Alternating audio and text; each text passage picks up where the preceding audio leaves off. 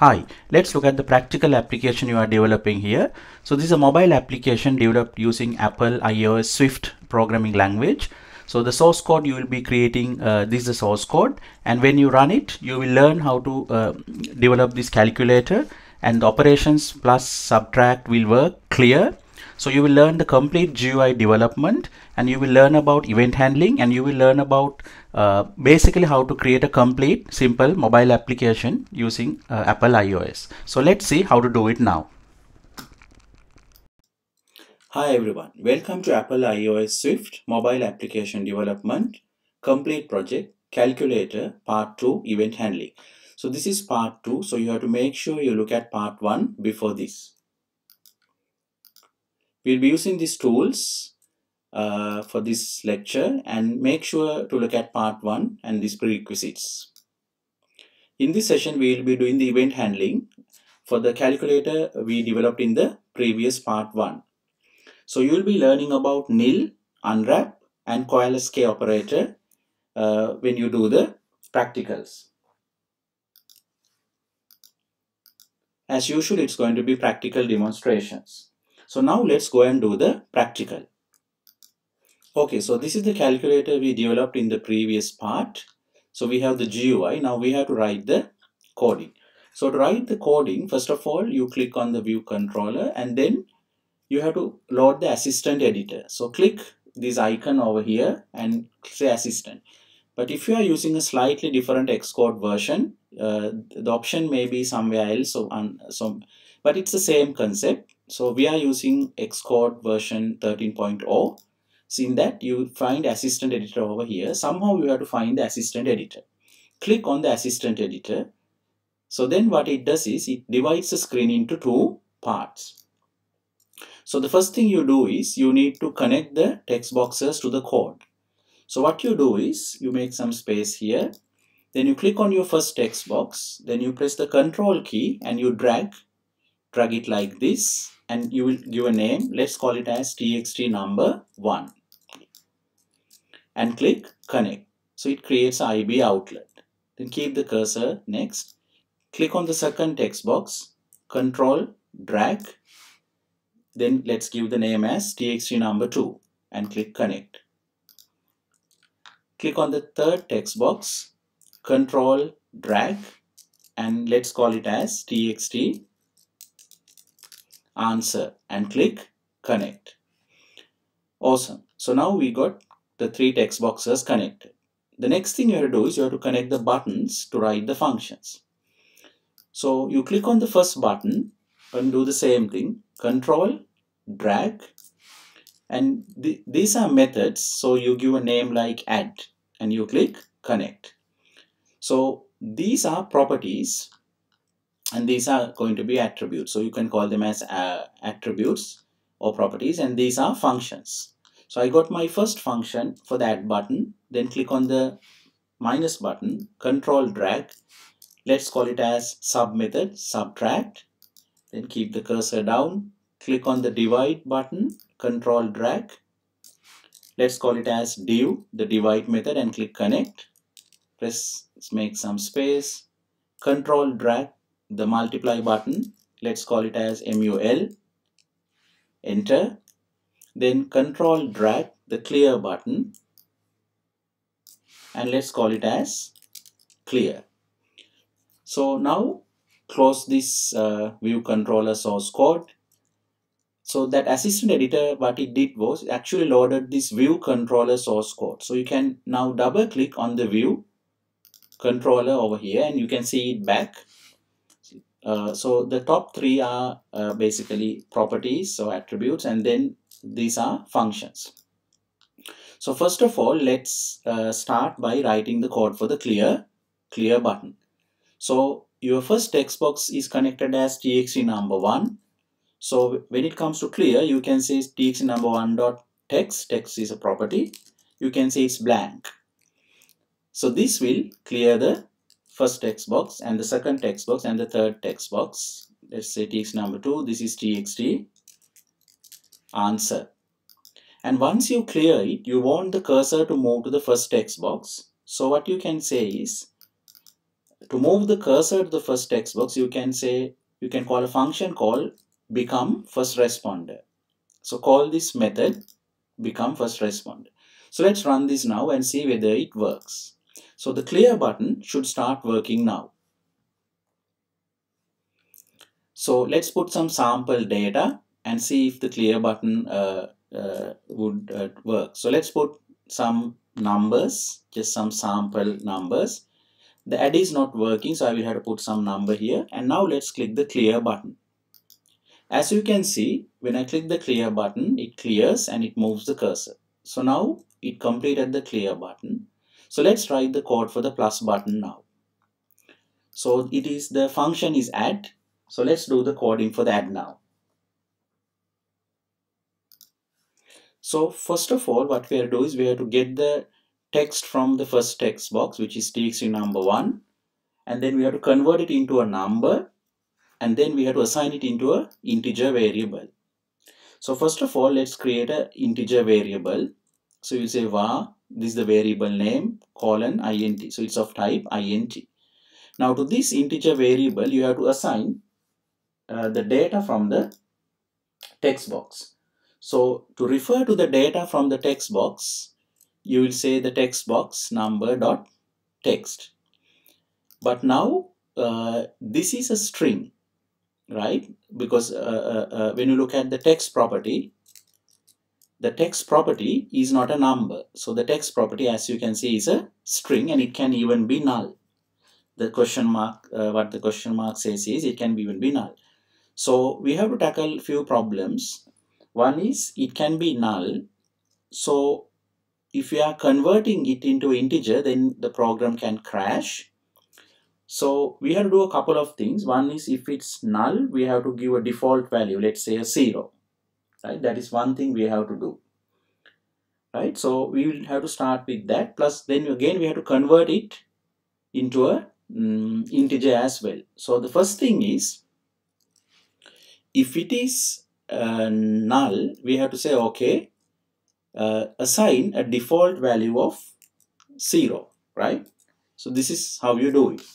So if the text property you are referring, if that text property has a value of null, what you are telling is make it give a default value of 0, right?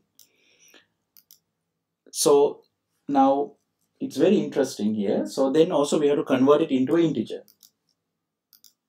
So that is what is done by the coalesce operator, right? The two question marks, right? Okay. So now you have to convert, if you look this error right over here, it cannot convert from string to int. So you have to do the conversion because this right hand side is a string.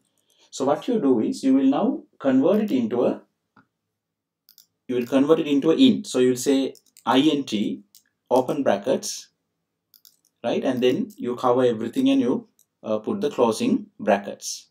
So now you are converting what you are doing here is you take the text, and if it's null, if it's empty, you give a default value of 0, and now you are converting it into a int. So now I'm getting another error. We are getting another error here.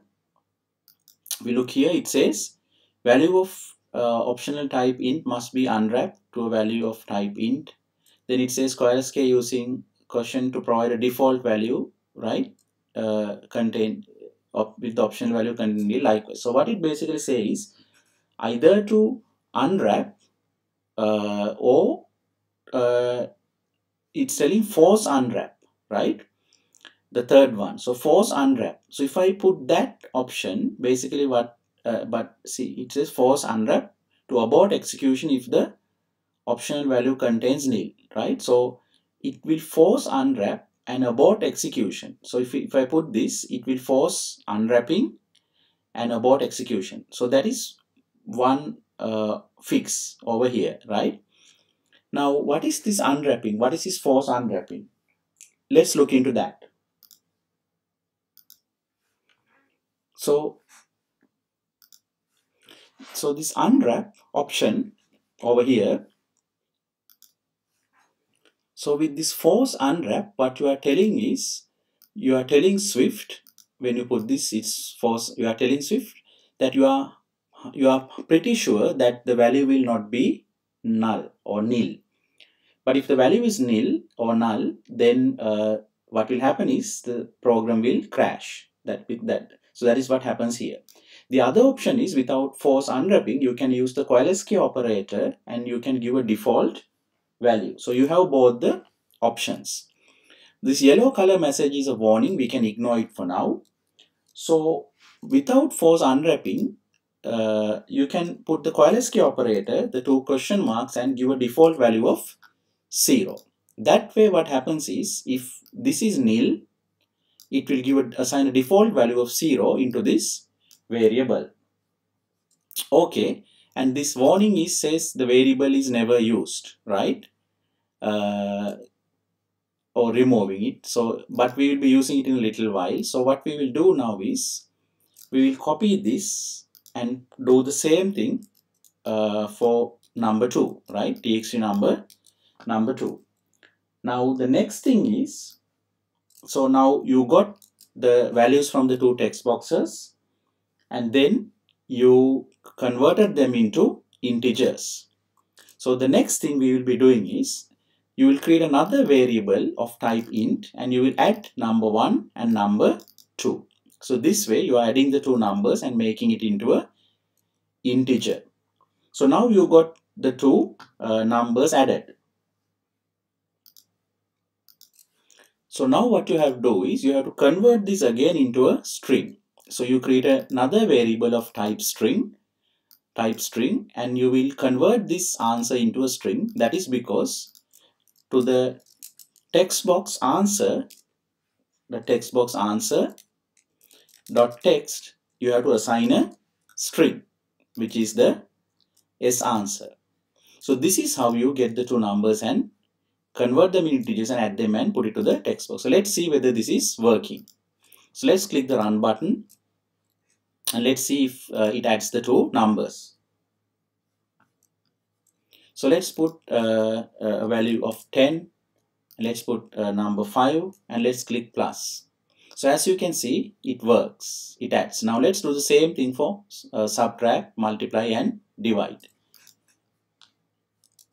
Okay, so if I copy this, now one more thing, when you look at these warnings, it says variable I number 1 was never mutated, consider changing to let constant. So what it says is, once you create the I number 1 in this code, you are not changing it again. That's what it says, it's never mutated.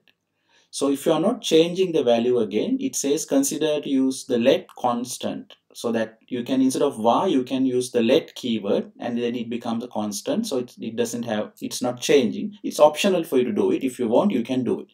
If you want to know detail about the difference of the var and let and the mutated thing, look at the other lessons in this series. If I click fix, it will fix it. So for example, if I copy this and if I put it over here, now I'm getting number 1, number 2. So over here, instead of plus, I have to say subtract and get the answer and convert it and display. So now the subtraction will work.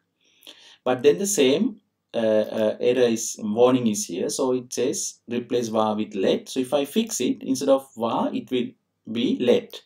Same here, if I click here, if I fix it, it will be let. If I click here, if I click fix, it will be let, right?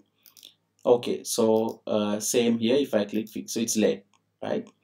Okay, if I click here, okay, that's it. So the difference is, it's a keyword let because the values are not mutated, not changed, so you can have them as constants.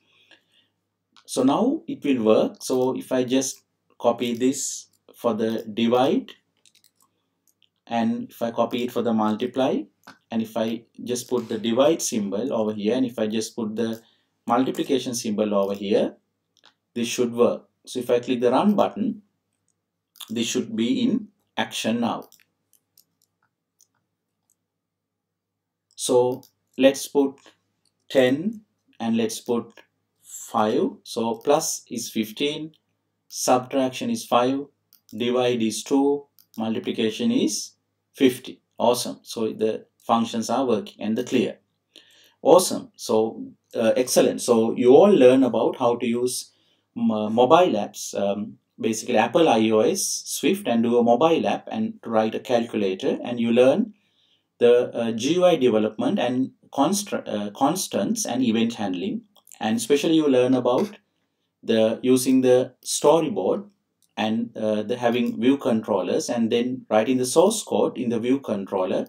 Also, you all learn about getting the assistant editor and connecting the GUI components into the source code. So this is a simple but very rich lesson for you to understand about practical developments, and also you learn about the difference between var and let. Excellent, awesome. Okay, so you did the practical, and you learn about event handling, and nil means empty, unwrap meaning you are telling the system that it's fine, you know it's not a nil. Coalesce operator will make sure if a value is nil, it puts a default value. We use Apple developer docs and API as references. So it was an excellent lesson, but have a look at the remaining lessons to do more practical projects like this. So this is a simple calculator project, but look at the other lessons in this series about more advanced practical projects. And for any simple confusions, look at the other lessons to understand the simple theoretical foundation aspects with practicals. So we are very excited to see you in our next lesson. See you all in the next lesson.